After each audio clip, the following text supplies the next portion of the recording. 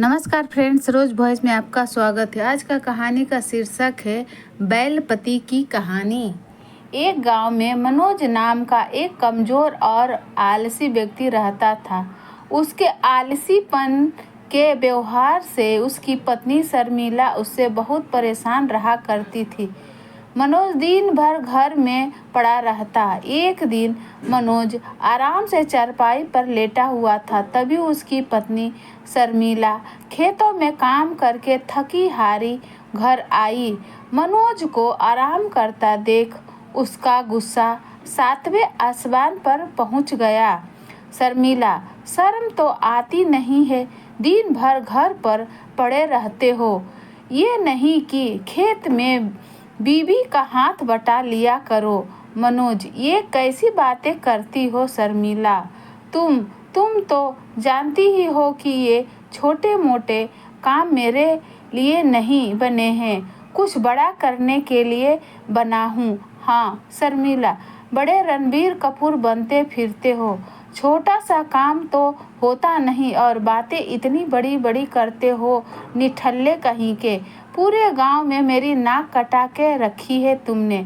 मनोज, जब मैं अमीर हो जाऊंगा तब यही गांव वाले तुम्हें सेठानी सेठानी कहकर बुलाएंगे। हाँ शर्मिला, फिलहाल तो मुझे नौकरानी नौकरानी कहकर बुलाते हैं। एक तो तुम कोई काम करते नहीं हो, ऊपर से गांव का ऐसा कोई भी व्यक्ति तुमने नहीं छोड़ा जिससे तुमने उधार न लिया हो।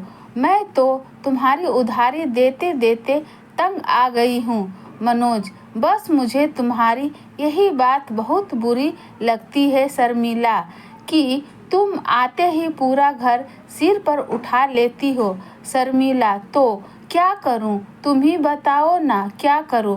मैं मुश्किल से, हमारे पास 2 बीघा जमीन है और 2 बैल हैं। खेत पर मैं अकेले काम करती हूँ। जब मैं देखती हूँ खेतों में और व्यक्ति कितने मेहनत से काम करते हैं और उनकी पत्नी उनका हाथ बटाती है, तो मुझे बहुत बेकार लगता है। लेकिन यहाँ तो मामला उल्टा ही है। पत्नी काम करती है और पति दिन भर घर में पड़ा पड़ा सपने देखते रहता है। शर्मिला की बात सुनकर मनोज इतना बेशर्मी से हंसा और बोला, अरे बस भी करो शर्मिला, मुझे बहुत तेजी से भूख लग रही है। जाओ, जाकर जल्दी से खाना बना दो। हाँ। मनोज की बात सुनते ही शर्मिला ने आटा का खाली कंटेनर जमीन पर पटक दिया और चिल्ला कर बोली, शर्मिला, खाने को बनाऊं क्या? घर में खाने को कुछ है क्या जो तुम्हारे लिए खाने को बनाऊं? 2 दिन से घर में राशन पानी का एक दाना नहीं है, लेकिन तुम्हें इसकी फिक्र है क्या? मनोज, लेकिन परसों तो मैंने तुम्हारे पास पैसे देखे थे शर्मिला। उस मोहन साइकिल वाले से तुमने पैसे उधार लिए थे, उसका ध्यान नहीं है तुम्हें? कल सारे पैसे मैंने उसे दे दिए। मनोज, उसे पैसे देने की क्या ज़रूरत थी? मैं उससे थोड़ा और वक़्त मांग लेता। शर्मिला, घर आकर तुम्हें पीटने की धमकी दे रहा था। अरे भला मैं तुम्हें घर पर पीटता हुआ भी देखूं, तुम्हें तो कोई शर्म है ही नहीं। मनोज, तुम्हें क्या लगता है कि मुझसे कोई शर्म नहीं है? शर्मिला, अगर तुम मेरी जरा से भी शर्म बची हो तो जाओ, जाके कुछ काम करो ताकि शाम के वक्त हमारा घर चूल्हा जल जाए। शर्मिला की बात सुनकर मनोज चुपचाप बाहर चला गया। वो एक पेड़ के नीचे बैठकर अपने आप से बातें करने लगा। मनोज, अरे अब मेरी इस बेवकूफ़ पत्नी को कौन समझाए? इस गांव में भला मुझे कौन सा काम देगा? किसको टोपी पहनाऊं? हाँ, एक काम करता हूँ, गांव के जमींदार के पास जाकर कुछ पैसे उधार ले आता हूँ। ये कहकर मनोज उठा ही था कि अचानक उसे कुछ याद आ गया। मनोज, नहीं नहीं, जमींदार से तो पहले से ही पैसे लेकर आया हूँ, वो भी अभी तक नहीं दिए। उसके पास अगर पहुँचा तो कहीं वो अपना पुराना कर्जा दाना करने बैठ जाए। मेरे तो लेने के देने पड़ जाएंगे।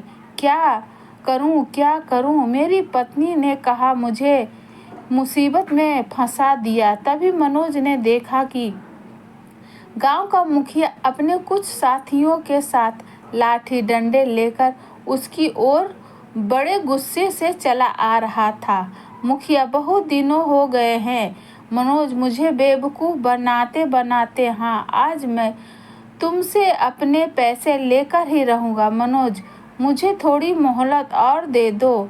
मुखिया जी, मैं आपके एक एक पाई पाई चुका दूंगा। हाँ मुखिया, कहाँ से चुका देगा? कुछ काम काज तो तू करता है नहीं।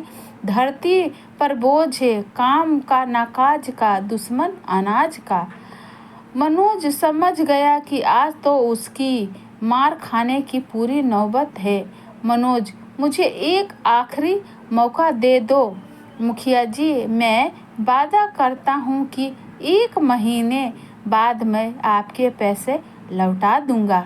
मनोज की बात सुनकर मुखिया अपनी मूंछों पर ताव देता हुआ हंसता हुआ बोला, मुखिया, किस किस की रकम चुकाएगा?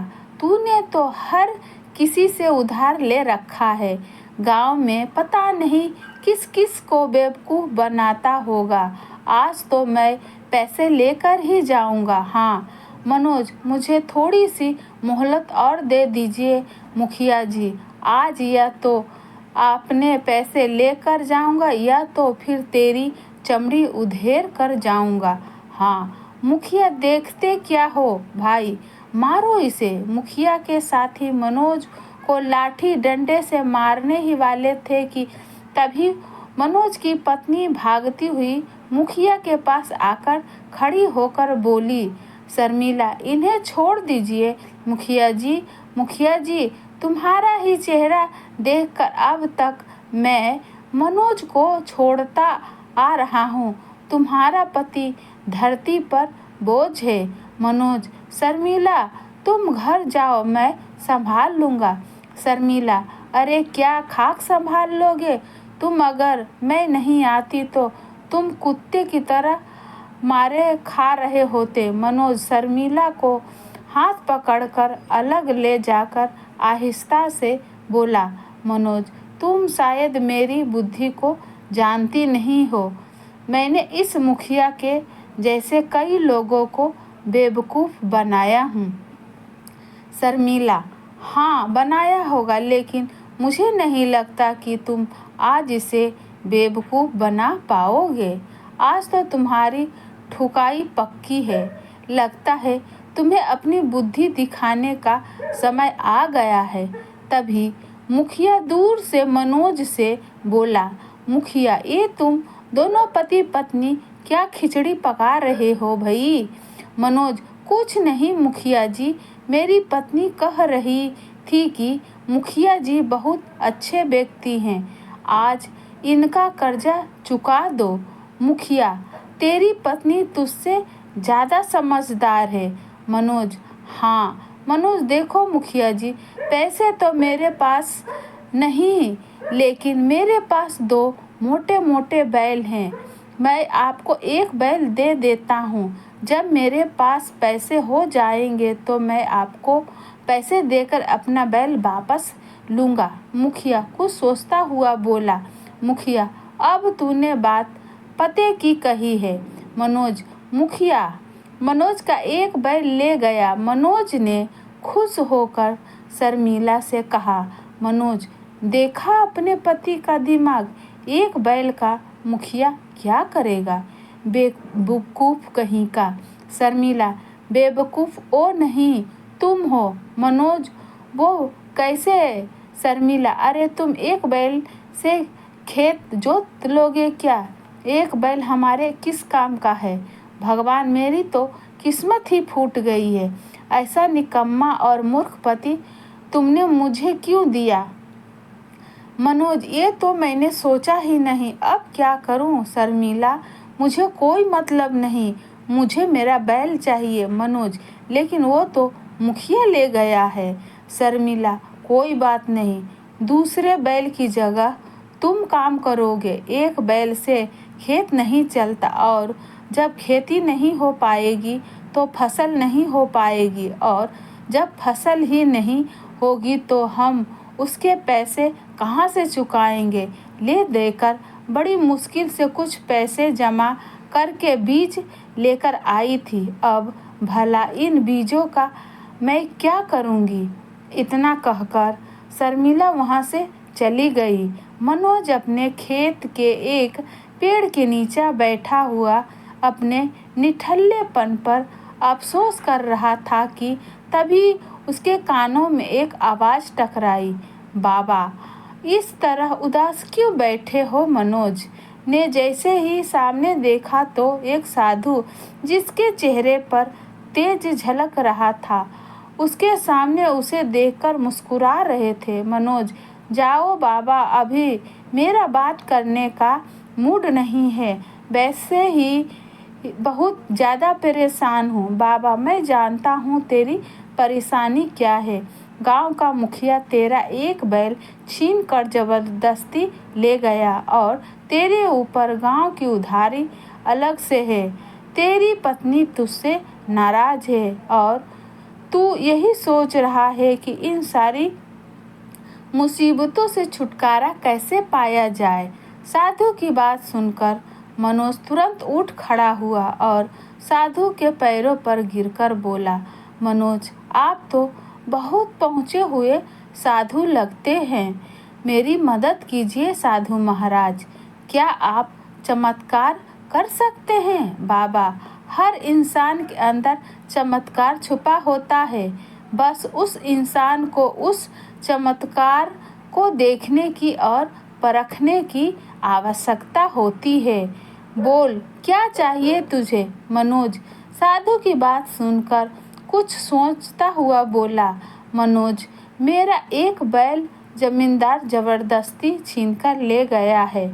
मुझे मेरा बैल वापस दिलवा दीजिए, ताकि मैं मेहनत करके अपने खेत जोत सकूं और अच्छे से फसल उगाकर उसे बेचकर अपनी उधारी चुका सकूं।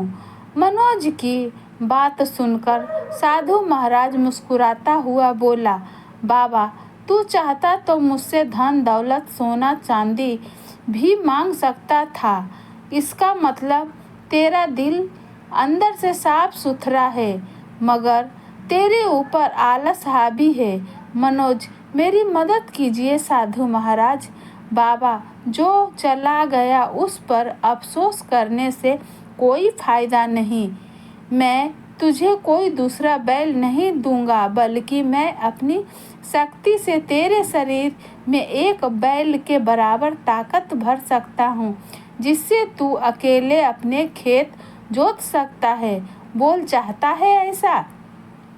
साधु की बात सुनकर मनोज बहुत गहरी सोच में डूब गया। अचानक उसके चेहरे पर दृढ़ निश्चय दिखाई देने लगा। मनोज, साधु महाराज, मैं तैयार हूँ बाबा। तो फिर अपनी आंखें बंद कर। मनोज ने अपनी आंखें बंद कर ली। कुछ देर बाद उसके कानों में साधु की आवाज़ गूंजी, बाबा, तेरे अंदर एक बैल के बराबर शक्ति मैंने डाल दी है। अब तू खुद अपना खेत जोत सकता है। मनोज ने आँखें खोली तो वहाँ पर कोई मौजूद नहीं था। मनोज दौड़ा दौड़ा अपनी पत्नी के पास गया और उसे सारी घटना बताई। शर्मिला, अरे तुमने ज़रूर कोई सपना देखा होगा। इतनी मुसीबत में भी तुम्हें मुंगेरी लाल के सपने नहीं खत्म हो रहे। मनोज, मैं सच कहता हूँ शर्मिला, वो सपना नहीं, सच था। शर्मिला, अगर ऐसी बात है तो फिर हमारे एक बैल का जोड़ीदार तुम बनोगे। देखती हूँ कितनी शक्ति डाली है उस साधु ने तुम्हारे अंदर। अगले दिन एक बैल के साथ मनोज भी अपने खेत जोतने लगा। मनोज को अपनी शरीर के अंदर असीम शक्ति का अनुभव हो रहा था। मनोज ने अंदर इतनी ताकत देखी, शर्मिला की आंखें फटी की फटी रह गई। कुछ ही दिनों में सारे गांव में यही चर्चा फैल गई कि मनोज के अंदर एक बैल के बराबर ताकत आ गई है। ये खबर उड़ते उड़ते मुखिया के कानों तक भी पहुंचा। मुखिया अपने साथियों की ओर देखकर बोला, मुखिया, क्या ये सच है? मनोज के अंदर एक बैल के बराबर ताकत आ गई है। मुखिया का एक साथी बोला, साथी, मैं सच कह रहा हूँ मुखिया जी, मैंने अपनी आंखों से देखा। मनोज के एक बैल की जगह खुद काम कर रहा है। मेरी तो आंखें फटी की फटी रह गई।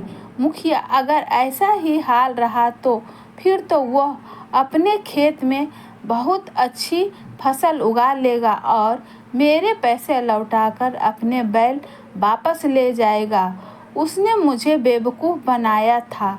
मैं सोच रहा था कि कुछ दिनों बाद उसका दूसरा बैल भी उठा लूँगा। मेरा तो सारी की सारी योजना पर पानी फिर गया। साथी, अब क्या करेंगे आप? मुखिया जी, जाओ, जाकर मनोज को पीट कर बुरा हाल कर दो। मुखिया की बात सुनकर मुखिया के सभी साथी सहम गए और सभी के माथे पर पसीना आ गया। मुखिया चिल्लाते हुए बोला, मुखिया, क्या हुआ? तुम सब मुस्टंडों को मैं तुम सबको रोज ताज़ा ताज़ा मट्ठा और दूध पिलाकर पालता हूँ। तुम मनोज को मार भी नहीं सकते। मुखिया की बात पर एक साथी डरता हुआ बोला, मनोज, ये लीजिए मुखिया जी अपने रुपये और कृपया करके मेरा बैल वापस दे दीजिए। मुखिया ने डरते डरते पैसे लेकर मनोज का बैल वापस कर दिया। मनोज के घर पर अब खुशहाली आ गई। धीरे धीरे करके मनोज ने सारे गांव वालों की उधारी चुका दी। लेकिन मनोज अब रात में भी एक बैल के साथ मिलकर लगातार काम करने लगा। अब उसकी पत्नी उसके काम से परेशान हो गई। शर्मिला, बस कीजिए, अब थोड़ा आराम तो कर लीजिए। मनोज, नहीं, मेरे अंदर असीम शक्ति है, मैं नहीं रुक सकता। शर्मिला, लेकिन फसल तो कट चुके हैं, बीज अभी बोए नहीं, खाली जमीन पर हल क्यों चला रहे हैं? मनोज, कोई बात नहीं, मैं दूसरे के खेत में जाकर चलाऊंगा। शर्मिला अपने आप से बोली, शर्मिला, हे भगवान, ये तो अब रुक ही नहीं रहे, ऐसे तो इनकी हालत खराब हो जाएगी। शर्मिला एक दिन उसी पेड़ के नीचे उदास बैठी थी कि तभी वही साधु फिर से प्रकट हो गए। बाबा, क्या हुआ बेटी, उदास बैठी हो? मनोज की पत्नी हाथ जोड़कर उन साधु के सामने खड़ी हो गई। शर्मिला, मेरे पति को एक चमत्कारी साधु ने एक बैल के बराबर शक्ति दी थी बाबा, मगर अब वो रुक ही नहीं रहे, लगातार काम कर रहे हैं। शर्मिला की बात सुनकर साधु हंसते हुए बोला, बाबा, मैंने ही वो शक्ति दी थी, लगता है एक बैल की जगह 2 बैल की शक्ति दे दी उसे। शर्मिला, कुछ कीजिए ना साधु महाराज, ऐसा तो मेरी हालत खराब होती जा रही है। मैं खाना बनाते बनाते तंग आ गई हूँ। वो पूरे 10 आदमियों के खाना एक वक्त में खा रहे हैं। बाबा, जैसे ही तुम्हारी इच्छा बेटी। मनोज, अरे थकावट सी हो रही है, थोड़ा आराम किया जाए। मनोज, ए शर्मिला, सुन जरा, पानी ला इधर, पेड़ के नीचे बैठकर। शर्मिला ने मनोज को पानी पिलाया। शर्मिला, अब आप कैसा महसूस कर रहे हो? मनोज, अब तो हर साल अच्छी फसल उगानी है, चलो अभी घर चलकर आराम किया जाए पहले। हाँ, तो फ्रेंड्स, ऐसी कहानी सुनने के लिए चैनल से बने रहे। इस वीडियो को लाइक करें, शेयर करें। अगर आप इस चैनल पर नए हैं तो चैनल को सब्सक्राइब करें। नमस्कार।